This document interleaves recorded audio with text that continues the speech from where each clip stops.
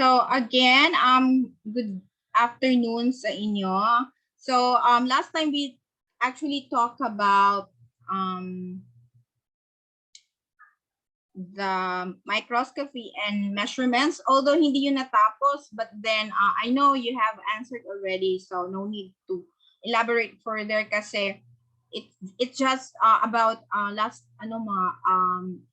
buoyancy. So we talk about microscopy and measurements last time. No, so if you have questions or clarifications before we proceed, so we are done with the unit 1, which is introduction. So we are now on life processes, most probably, and I will just be fast as possible because these are all very simple and pabalik-balik na lang ng mga, but a review actually. So we all know that water, all living things don't exist without water, no? And we all know that water is a universal solvent and it keeps us healthy in all organisms. So moving on, ay sa ano na kayo siya? Good evening, Ivy. Evening, Dean. So before we proceed with water, do you have any question about microscopy and measurements?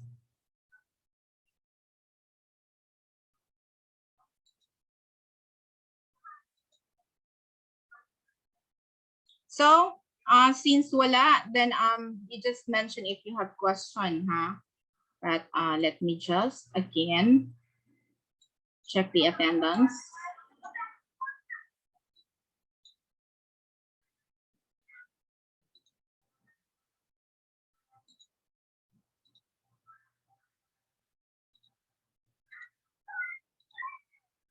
So dili ba sa ba akong background? Okay lang?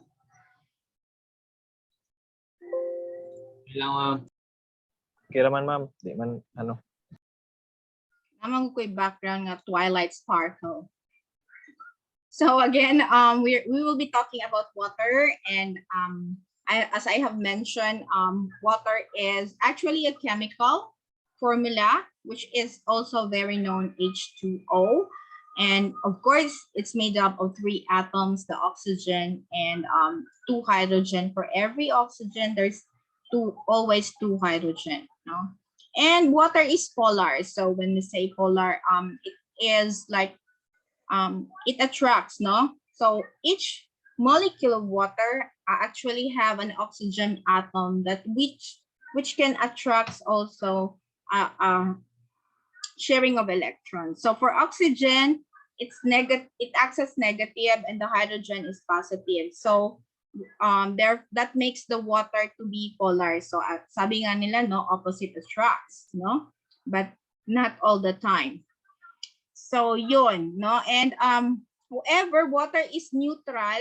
It means that it has equal number of electrons and protons. So wala siyang it has 0 net charge.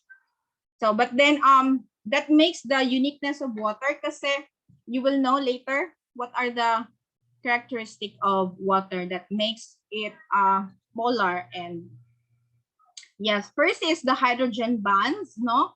And they exist between these water molecules, and this is actually formed between a highly electronegative atom of a polar molecule and a hydrogen. So this is called a hydrogen bond kasi as you can see here, this is positive and then it attracts the negative end, no? So one hydrogen bond is weak, but many hydrogen bonds are strong. So that makes it flexible. Kaya ang water has the ability to fit in anywhere, in any glass or any container that you're going to fill in. So the interaction between water molecules, because of its negative oxygen end, and one water molecule is also attracted to the positive hydrogen. So again, the oxygen is the -1 and the hydrogen is the +1. So they always bond. So wala di kayo makita ng water molecule nga katag no or naka-powder. So they always stick to one another. So therefore, because of this polarity of the water, it has also many properties, no? That makes it unique among all the chemicals on Earth. So at first and foremost, water boils at 100 degrees Celsius. Of course, we know that, and freezes at 0 degrees Celsius. So it starts boiling kapag 100 degrees Celsius na, and it starts frozen at 0 degrees Celsius. So, and the boiling temperature, however, mag-decrease siya kung naa ka sa higher elevation, no? Which means that ang 100 degrees Celsius mas dali ra siya mubukal, no, kung naa ka sa mabugnaw nga lugar. It's amazing. And for this reason, an egg will take longer to boil at a higher altitude. Diba?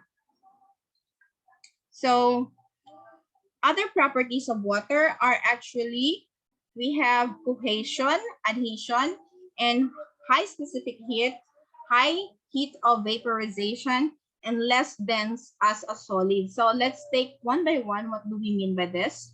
When we say cohesion, it is the attraction between particles of the same substance. Why water is attracted to itself. So it means magtapok sila, no? They are cohesive, kanang magdikit-dikit. So it will therefore result in surface. It will therefore result in surface tension, or the measure of the strength of water surface. So as you notice, halimbawa, no, like sa muka.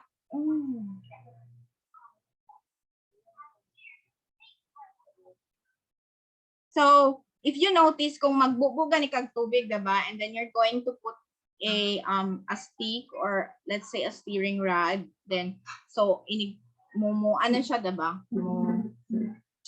mo tulo siya dito sa rod na imuhang gibubukan, no, dili siya mabungkag. So that is because it is very cohesive. Kung asa maadto ang part sa tubig, dito ra po siya modikit. And it produces a surface film on water that allows the insects to walk on the surface of the water. So that is why insects can walk in the water, because of that film, or surface tension, or the measure of the strength of water surface. So parang meron siyang strength, but it's only insects that can walk, no? And so this is what we say about cohesion, no? Ayan. That makes or helps insect walk across the water. So another characteristic is the adhesion, or the attraction between two different substances.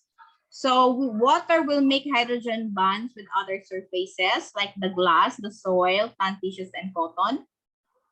So therefore, like sa cotton, gina-absorb siya, diba? So there's so-called capillary action, wherein water molecules will tow each other along with a thin glass tube. So actually, this is best described in agriculture. During the absorption of water from the roots towards the vascular bundles patungo doon sa mga leaves and all parts of the plant. So this it means they are very adhesive. Mupinit sila dito sa structure, no, sa vascular bundles. So even in glass and other parts, no, tissues. And example is in the transpiration process, wherein plants and trees remove water from the soil, and paper towels soak up water, so mag-absorb siya, no? So that's make it adhesion, ma-absorb ang water sa different parts. So in this photo, this is an example of the capillary action, wherein pag inig maghabutang kag straw in the water, no, then so you po nimo water can actually climb to your straw, alangan. Or it's, climb man. So it's the adhesion or capillary action of the water. And of course, not all chemicals can be like that, no? Since yeah, it's characteristic of water. So adhesion will also have an effect to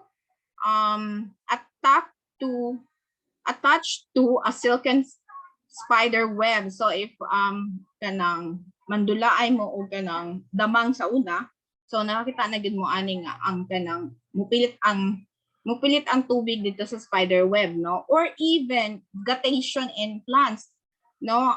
You can see form spheres of water na nagatulo or dili siya matanggal sa tubig, di ba? It hold on to plant leaves. And high specific heat means the amount of heat needed to raise or lower 1 gram of a substance at 1 degree Celsius. So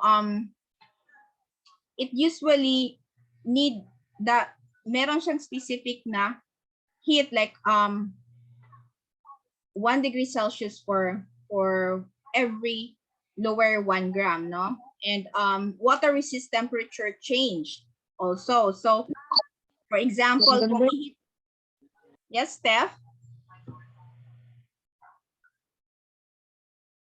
Steph?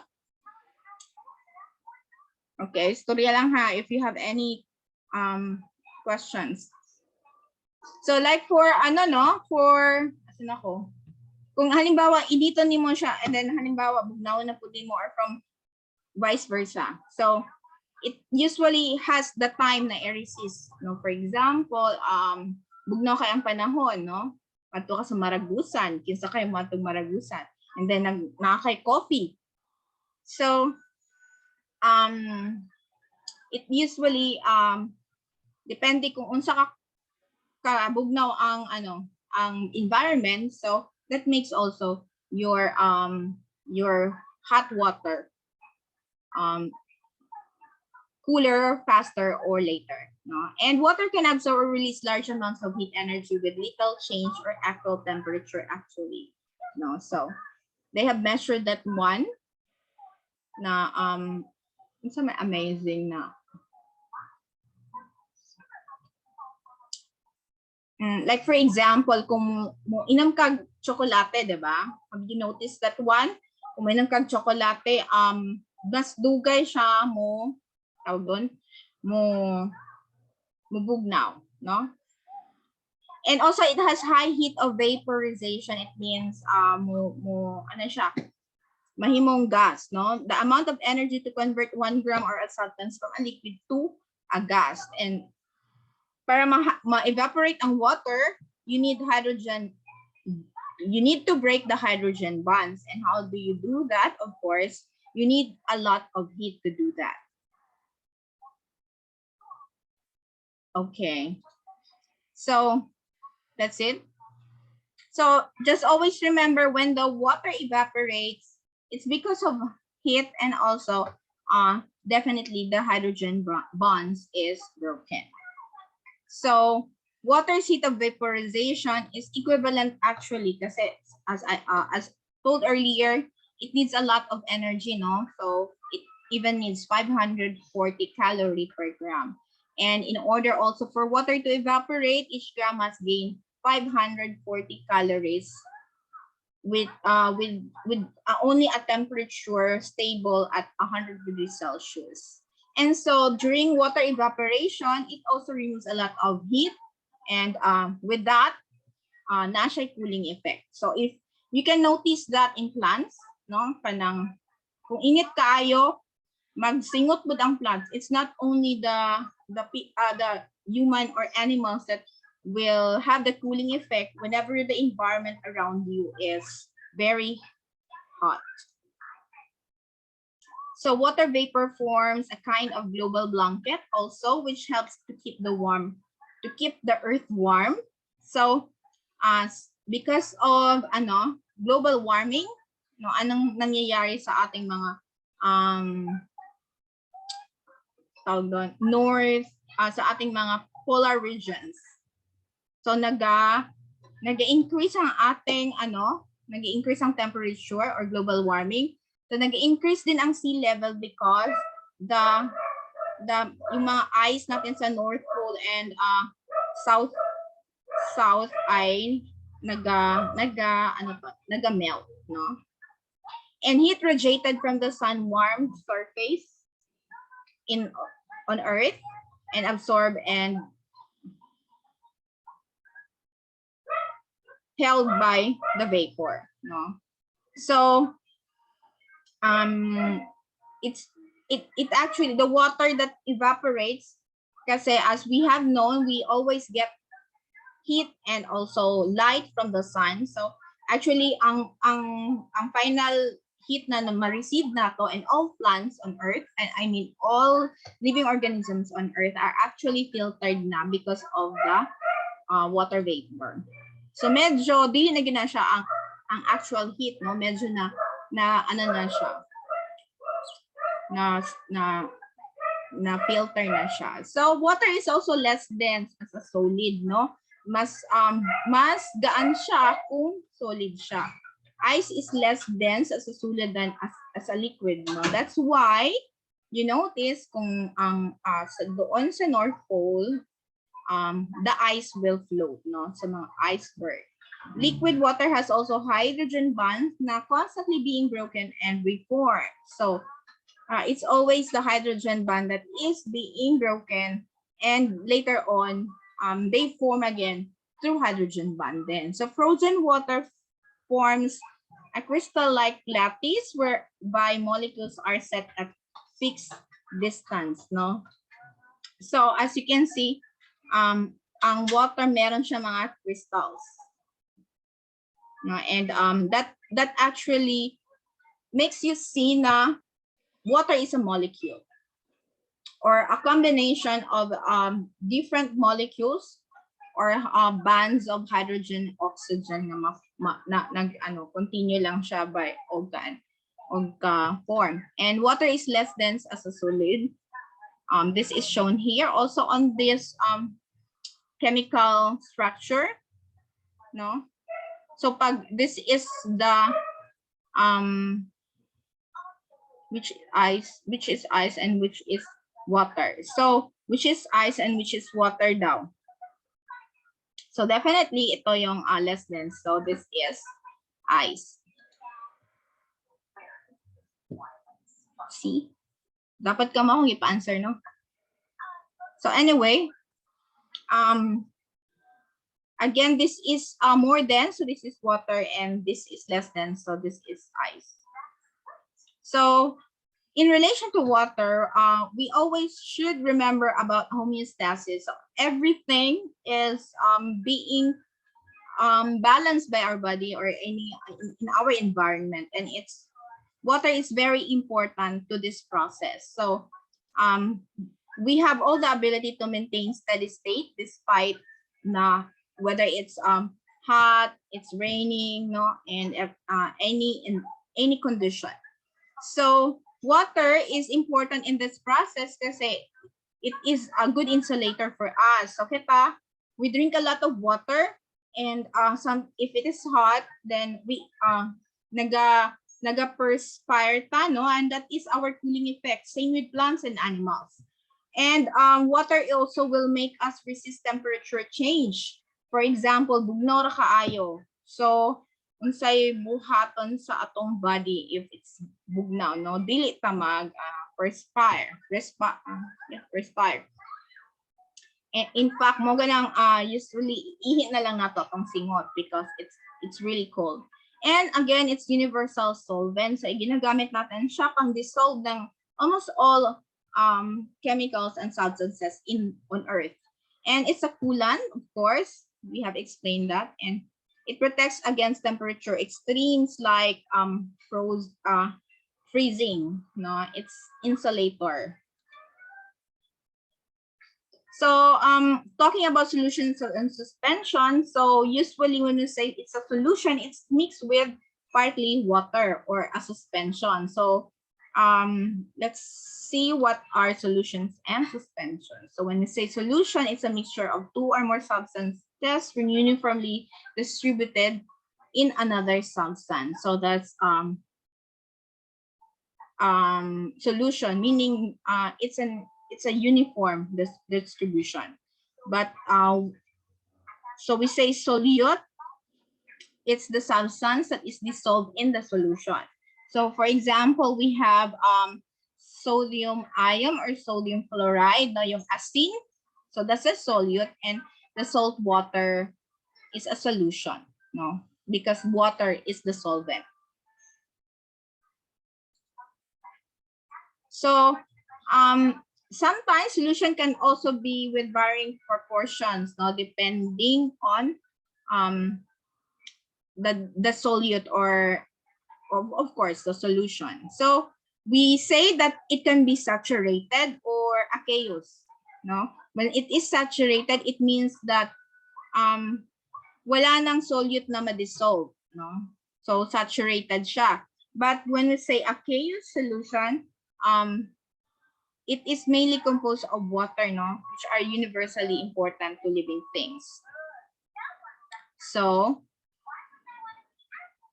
sometimes water also dissociate, no, the molecules. So it means breaking apart of the water molecule into two ions of opposite charge. So like the hydrogen ions and the oxygen, no.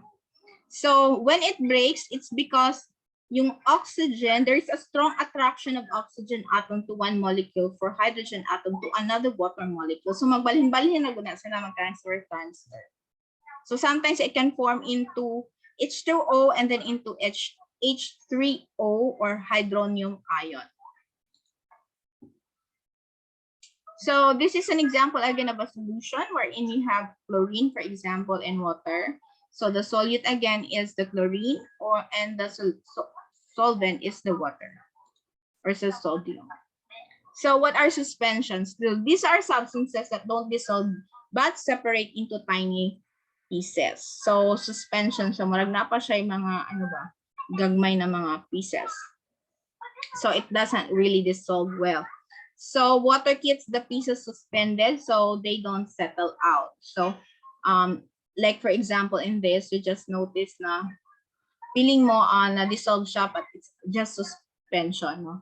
So again, acids and bases, water is also very important, no? And usually this controls everything, no? The growth of plants, the alkalinity of our body, our stomach, and acidity. So we all, as you can see, it came from the types of food that we have. So one water molecule in a 550 million naturally dissociates into a hydrogen ion and hydroxide ion. So that's the characteristic of a water molecule. And when we say pH scale, it is just the concentration of the hydrogen ion. So usually it ranges from 0 to 14, and 7 is neutral, and 0 up to 7 is very acidic. It's acid, and not actually, yeah. But 7 up to 14, 7 to 14 is basic, no? It means it has a lot of OH, and pag acidic siya, it has a lot of hydrogen. And each pH unit represents factor like 10 times change in concentration. So therefore, when we say pH of 3, it is to look at 10 times 10 times 10. So it means 1,000 stronger than a pH of 6, for example. So let's say what's next. In the pH scale, it's actually a logarithmic scale, no?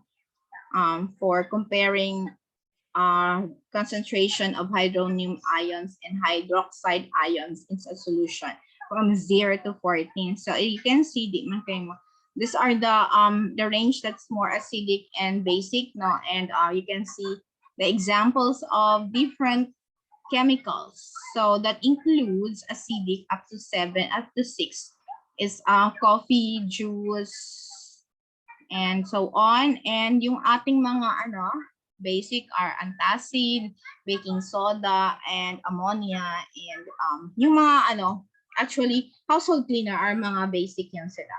So for plants naman, most of our plants will thrive at the pH of 5.5 to 7.5 range, no? So plants are partly talaga acidic, no? Most plants in the tropical countries. But for even animals and humans are partly acidic with sa atong stomach because gani, as I have said, we eat a lot of acidic food.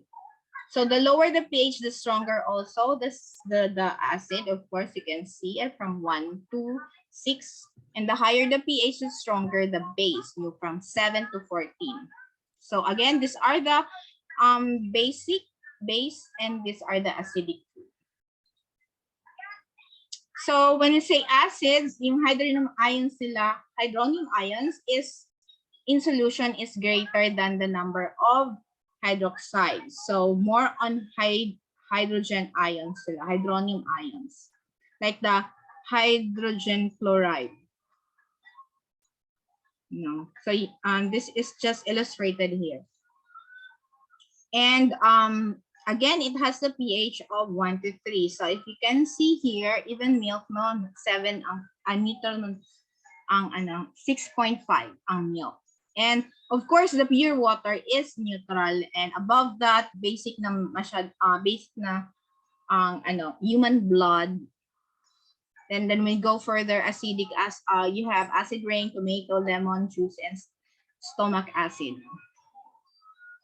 So that's why kung palabig kag inom, kisa kaya nagpalabig inom dara, oh my god, tabian kay ko. 10 minutes left. So pag magsuka ka, that's why matilawan nimo unsa ka acidic imong gikaon, diba? It's because also part of our digestion.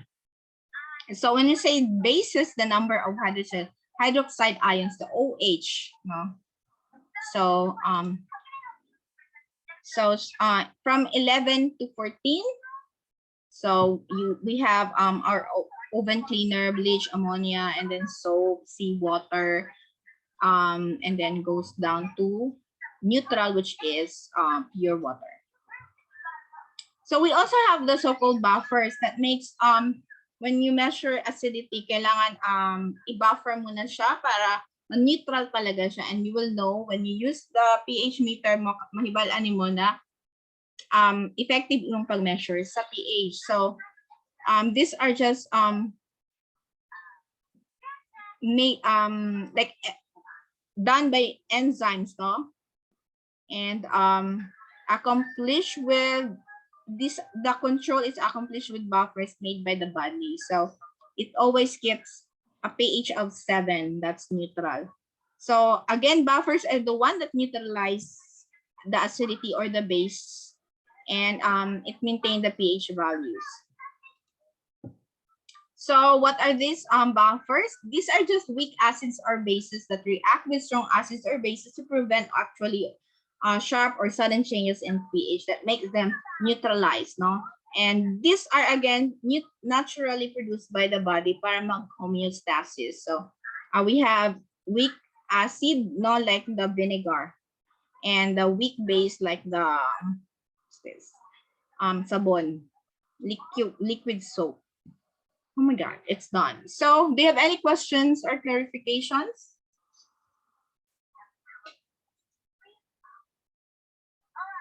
So we still have 7 minutes. So that's water properties, and then next time we're going to talk about chemistry. Do you have any questions or clarification?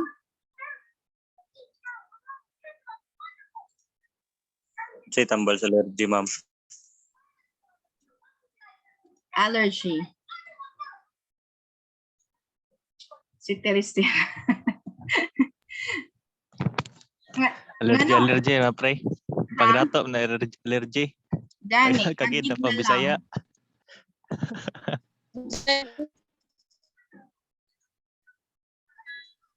So, yes. Yes, Steph or Christy? Christina, Yeah. kuan ba ka na mag-upload na ko pan ma'am kana sa mga files ay mo ginapasa man kay mo dito lagi sa ko ma'am ay kana sa answer question ma'am. Yeah, it's alright. Kay namali na ko siya og send as kanang review at akong pagka-send sa iya as assignment. So supposedly dapat assignment. So answer lang siya. Anyway, there are how many questions like for water? Ay wala pa din ako na ano, what are the properties of water? Let's say addition. Dili siya na paano cohesion. Asa na to si ano? Si Ives. Ives, mo na mo nakalimot Yes, si Dean. Ives. Mo na mo pangutana nga murag dili siya mag-ano kasi specific man gud yung answer.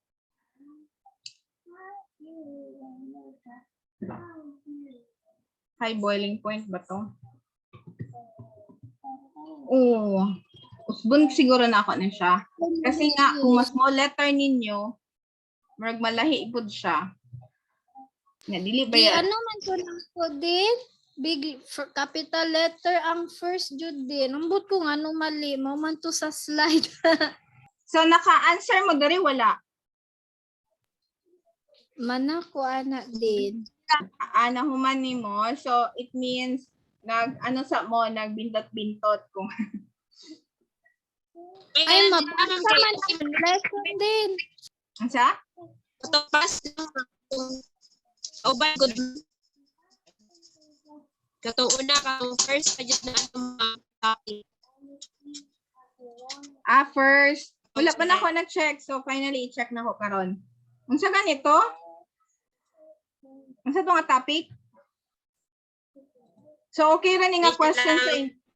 Okay ra ni nga question sa inyo. Wala problema ani. Wala din kato lang jud sa macro kay ambot unsay tamang answer ato din. Sa to, sama. Macromolecules din kay Ay, tama man ang macromolecules. first answer. Oh, Okay, carbohydrates check na lang. Kaso dili na magud ako ma-change kay na-send na and most of you naka-answer na siya. So it's either mag-usab ko o but kung mag-usab ko masayang ang inyong gipang answer. Nakuha na ito din sa scientific method o sa anong din sa microscopy and Microscopy. measurement. Let's try to check. Microscopy, no? Macromolecules. Din, Wait lang. Microscopy nga questions? Ito lang siya sa answer, hindi na mabasa. Ito na may answer. Okay. Yeah. Answerin na lang sa bahalag mamali mo and then baliki lang siya. So, moray problema, ane? Yes, din. Mo lang. Pero mananong kung answer din. Okay. So, sa macromolecules, ano sa problema? Exact value. Aha. So, actually, I give you the answer. So, capital siya dapat. No. Maugod ako din. Ambot ato oy. Carbohydrates, proteins. Basig mali. Katong GPM Kasi na mali. Ha? Ang nucleic Katong- acids. Mm. Ano sa man exact value? So, usbon na ako. Basig na wa man gud to nasunod ako ay pud din basig mao pud to'y mali. Mao? Kung napoy sobra. Wala man ako Oh, make into list. Katong GPM na ko din ginging ato na ko pag-answer. Ba't nga nung mali ito, oy?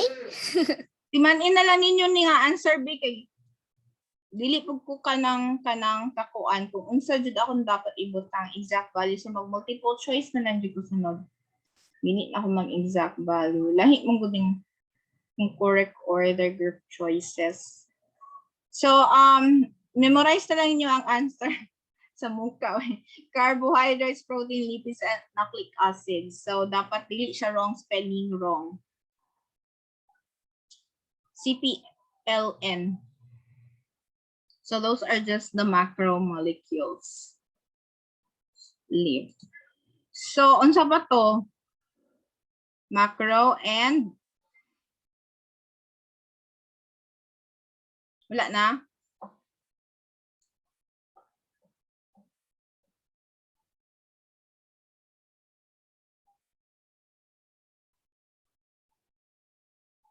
Wala na, Ive?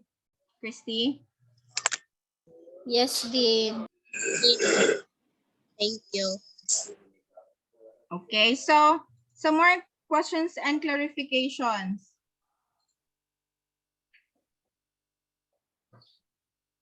Okay, let's see.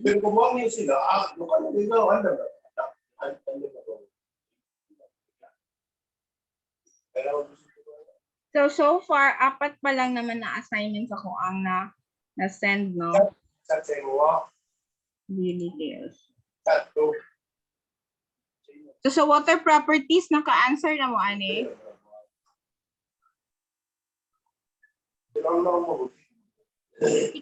Carla, nahuman na ni mo ni Carl ang attempts ni mo.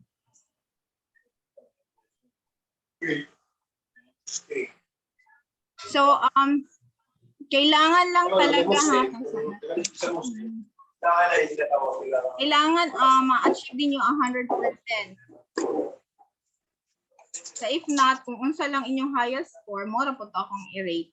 Like kani siya 0, Anil John, asa ka? Wala pa ni man 1 out of 6 na siya.